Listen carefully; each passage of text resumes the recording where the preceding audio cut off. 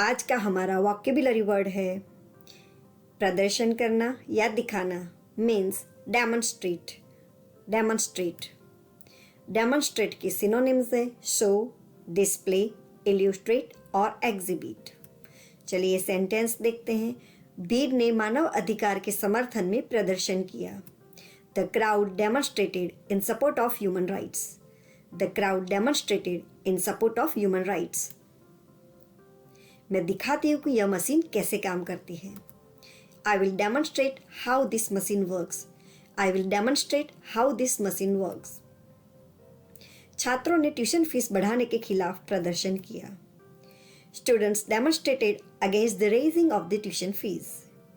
Students demonstrated against the raising of the tuition fees. आप भी demonstrate word से sentence बनाएं और मुझे कमेंट जरूर करें। If you love this video, then like and share. And don't forget to subscribe my channel. मिलते हैं अगले वीडियो में, तब तक के लिए बाय। Thanks for watching.